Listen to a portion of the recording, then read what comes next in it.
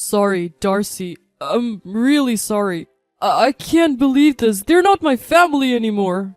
The moment I saw my usually stoic husband shed tears, I made up my mind. We paid off $300,000 in debt, revitalized a struggling restaurant in the countryside, and even built a multi-generational home for my ailing mother-in-law. And they want to kick us out and give it all to my brother-in-law? No way. I won't let them get away with this. I won't hold back anymore. They're going to regret it. I grabbed my phone with trembling hands. Our revenge against those who trampled on us had begun. My name is Darcy. I'm 30 years old and work for a management consulting firm in the city. My husband Kibai, also 30, is a sous chef at a popular restaurant. He doesn't talk much, but he's incredibly kind, hardworking, and sincere. Today, we're having dinner at home with our mutual friend Stephanie. What? You guys are moving back to your hometown? Stephanie was shocked as she sipped her wine. Yeah, Kibai's dad is getting worse and we have decided to take over his family's restaurant. I feel bad for Darcy having to quit her job, but that restaurant is my family legacy and my dad is the reason I became a chef. I get it, but... Stephanie poked at the vibrant dishes Kibai had prepared with a displeased look. Stephanie and Kibai are from Morro Bay, a coastal town far away. I met Stephanie in college when she moved to the city for school. She comes from a wealthy family and is very bubbly, completely opposite to me, but somehow we clicked. She even introduced me to Kibai, saying you two are perfect for each other. But isn't it a waste? Darcy, you've been working so hard at a management consult at a big company, and Kibai, you're a chef at a renowned French restaurant. Don't you guys have dreams? Thanks for worrying, Stephanie, but nowadays, as long as you have a computer, you can work from anywhere. Most importantly, I want to support Kibai. Alright, lovebirds, now next time I'm in town, you better treat me to Kibai's cooking again. Stephanie, thank you. I'll go grab some more wine. As Kibai left the table, I whispered to Stephanie. Stephanie, thanks for your concern, but I'll make it work. I'm lucky to have good friends. Of course, I have my worries about this new chapter, but I know we'll be alright.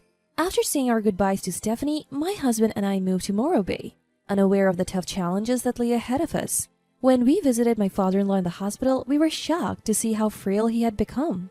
Kibai, I've got terminal cancer. I don't have much time left. Kibai's quiet father-in-law said that. I was prepared, but those words still weighed heavy on me. A man devoted to his work, his only hobby being collecting plates. A kind father who adored Kibai very much. Dad, don't worry. We'll be okay. Yes, father-in-law, everything will be alright. Kibai comforted him by holding his hand. You've got a good wife, Kibai. Just as I felt a lump in my throat, a shrill voice filled the room. Hey, if you're here, say so. I've got something important to talk about. Both of you, come here. We turned around to see my mother-in-law. I knew she had high blood pressure, but yelling like that is just going to make it worse. My mother-in-law comes from a family that owns several plots of land locally and was raised lovingly by her grandparents. For that reason or another, she's quite self-centered, and it seems she's always had the upper hand over my father-in-law, who is an adopted son-in-law. Moreover, just because Kibai resembles my father-in-law and Hadley, Kibai's brother resembles my mother-in-law. She's favored Hadley since childhood and has been rough with Kibai. I have to be honest, I find my domineering and selfish mother-in-law hard to deal with. It's about the business, or more like our finances, mother-in-law started. Turns out, the situation was even worse than we imagined. Mother-in-law owns the land where the restaurant is located and my in-laws lived above the restaurant. Originally, the family restaurant in the countryside had few rivals. Thanks to the locals who loved my father-in-law's cooking, the place barely managed to survive. Now, it's almost earning nothing since father-in-law, who was the only chef, has been frequently unwell. On top of that, my mother-in-law owns a 45-year-old apartment next door. It's now infested with termites and has to be torn down. The costs for demolition and tenant relocation have accumulated, leaving us with a $300,000 debt. Mom, why'd you let it get to this point? Just sell the restaurant and the land. What are you talking about? This land has been in our family for generations. We can't just sell it. People need this restaurant. Your dad would be devastated. You don't get it because all you know is cooking. Do something. I'm getting old. Kibai, I'll help too. Let's pull through this. So Kibai and I focused on paying off the debt, reviving the restaurant. I had $350,000 inherited from my wealthy father who passed away 2 years ago. When I suggested using it for repayment, Kibai repeatedly thanked me. I had wanted to use the money for other dreams, but now isn't the time to be choosy. Fortunately, Kibai is quite skilled in the kitchen, Kibai's food is just as good as Dad's, said the local customers who started coming back. I used my background in business consulting to improve the parking, decor, and online presence. With a new tourist spot opening nearby, business started booming in a few months. Then father-in-law, who had been ill, finally passed away. We were the only ones present at his side. Kibai, the restaurant, your mom. These broken words were father-in-law's last. It's okay, Dad. Leave it to us. We both tearfully said goodbye to father-in-law. During the funeral, mother-in-law looked visibly worn out. Glued to her side were my brother-in-law Hadley and his wife Lila. Since mother-in-law wasn't doing anything, we had to arrange and pay for the entire funeral. That's quite the work ethic you got there, Darcy. Nice to see a career woman turned restaurant owner. A drunk Hadley started to cause trouble. Kibai had worked hard to pay for his culinary school while being abandoned by mother-in-law with almost no money. Hadley, on the other hand, was pampered and went to a private college. He now works in sales in the neighboring town with a pretty wife. Hadley graduated from the same business school as me, but let's be real, my college was of a higher caliber. Maybe that's his chip on the shoulder, always throwing shade behind my back and making fun of Kibai. Of course, my mother-in-law never told Hadley about our debts, so he's clueless about the hell we went through. I was irritated but chose to ignore it. Then, a scream from Lila. I rushed over to find my mother-in-law, still in her funeral attire, convulsing and collapsed. She was pale and even foaming at the mouth. Kibai, Hadley, and I all scrambled to call an ambulance. Turns out she had suffered a stroke. She was already hypertensive, and the shock of my father-in-law's death and lack of sleep probably contributed. She survived and her speech was okay, but she was left paralyzed and now needed constant care. 2 months after my father-in-law's death, she called us in to talk. I have repaid the debt and the business is going well. Why not build a duplex on that vacant lot where the apartment used to be? I can't live upstairs anymore. Feel free to use your father's insurance money. I was stunned by her audacity but realized she couldn't live upstairs anymore in the shop. We were renting an apartment nearby, but that wasn't free either. We could expand the business by renovating her space upstairs. The last words of my father-in-law crossed my mind. Please take care of the shop and your mother-in-law. That was probably his wish. I wanted to honor those words even if it meant dealing with my challenging mother-in-law. So we bit the bullet and decided to build a duplex. It ended up costing us almost all of our savings, which we had set aside for our dream. Our dream is over. I'm really sorry. Kibai looked genuinely sorry, and I realized just how much I truly love him. We're doing well with the restaurant, and we can always save up money again. Besides, I'm excited about our new home. Let's try to stay positive. Holding back my emotions, I did my best to offer those words of encouragement. We decided to go with a trendy construction company that Hadley connected with through his business networks for our new home. We could have preferred a reputable local company, but we were overruled by Hadley and my mother-in-law. We were busy running the recently reopened shop, so we just gave them our living space requirements and left it at that. The duplex was completed. It was certainly stylish, and the first floor was accessible.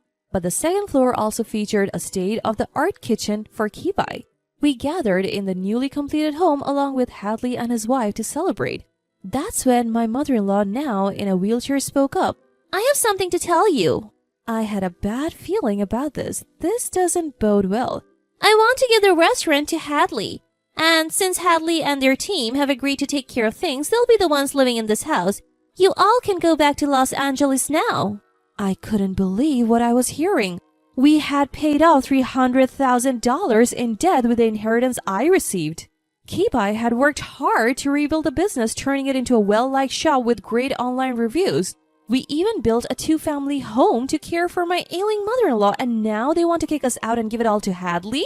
Wow, this place turned out nice. Don't worry, Mom and the shop are in good hands. Hadley smirked obnoxiously. I can't wait to cook in this fabulous kitchen. Lila chirped, clearly excited. That must be about the kitchen for Kibai. What's up with these people? This is ridiculous. Since that's the case, don't move in here. Oh, take these dishes your father collected. They don't fit in this house. Hadley carried out an old box full of dishes that my father-in-law had collected. I felt dizzy. Well, it's settled then. Time to leave, don't you think? My mother-in-law spoke coldly. I held back my anger, grabbed my husband's arm, and stood up. As we turned to leave, I caught a glimpse of their smirking faces, filling me with nausea.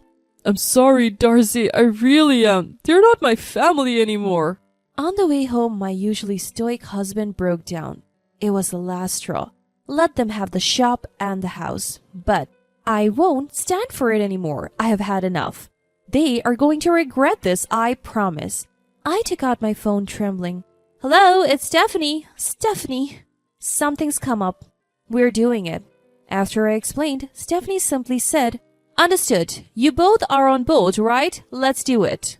A few months later, we were at the grand opening of a restaurant cafe located just a 10-minute drive from our Morro Bay family home, as the main chef and the business owners. Turns out, Stephanie's family owns land in Morro Bay and they're entrepreneurs. They initially wanted to start a restaurant around here and had planned to entrust us with running it. However, Stephanie had postponed the plans, not wanting to interfere with Kibai's family business. That was the whisper during the farewell party. Our dream of running our own restaurant became a reality thanks to the financial backing from Stephanie's family. Thanks to Kibai's culinary skills and my marketing, we have already garnered attention, even getting featured in magazines before opening. As we were chatting with Stephanie, champagne glasses in hand, Hadley and mother-in-law barged into the party yelling, What's the meaning of this? Why are you even here? You're supposed to be out of the picture. Kibai says coldly. You are missing the point. If they build a restaurant here, our business is going to suffer. Mother-in-law shouts, The downfall of your business is your own fault, isn't it? Kibai left, and the quality went downhill. You hired mediocre chefs, so even the locals stopped coming. And let's not forget your online reviews are terrible, mostly because of bad customer service. I calmly retort. Hadley, who always looked down on us, was so angry his face turned red. Damn you, then pay for that house. Kibai retorted, We built that house in the first place, which turns out to be unlivable. Turns out that duplex was a disaster, riddled with leaks and structural issues. Hadley's contractor friend took off, leaving them in a bind. We told you to go with a reputable local contractor, didn't we? You insisted on using your contract. It's not our problem. Kibai and I fired back. And didn't I hear that Lila left? It's impossible to run a failing restaurant and take care of mother-in-law. This woman? Hadley lunged at me. With perfect timing, a crisp pop sound rings out and champagne sprays all over Hadley. Hadley looks stunned while mother-in-law opens her mouth in shock. Stephanie, holding the champagne bottle, says with a smile, You guys brought this upon yourselves. You underestimate two capable people who are dear friends of mine, but thanks to you, we are a huge success. Now leave, we're celebrating here. Drenched, Hadley and mother-in-law, their faces flushed, retreated. We apologized to our guests for the commotion. Though we kept bowing our heads, our hearts were full of joy. A year went by. Mother-in-law and Hadley had to close their restaurant due to poor management. Living in a rundown apartment, it seems Hadley has been juggling part-time work with caring for mother-in-law. One of our regular customers who's been frequenting our restaurant filled us in on their situation. They used to call us up until about 6 months ago, but we're not engaging with them anymore. Our restaurant cafe is now booming. Customers are flocking to try Kibai's dishes and sweets, and Stephanie couldn't be happier. I help run the business while also working as a business consultant in Morro Bay. Oh, one more thing. While organizing the dishes that father-in-law had left behind, we found his will. It read, Kibai, I'm sorry for everything. Don't worry about the shop or your mother. Just run away and be happy with Darcy. Also, these antiques are for you. Get them appraised. What father-in-law wanted to say was exactly this. He didn't want us to take over the business or mother-in-law. He wanted us to be free. Knowing father-in-law's true feelings brought tears to our eyes. We got the antiques appraised and found out they're worth far more than what had been spent on mother-in-law all these years. For now, we're not selling them. We think of father-in-law and say a prayer every day. Calm and happy days have returned to us.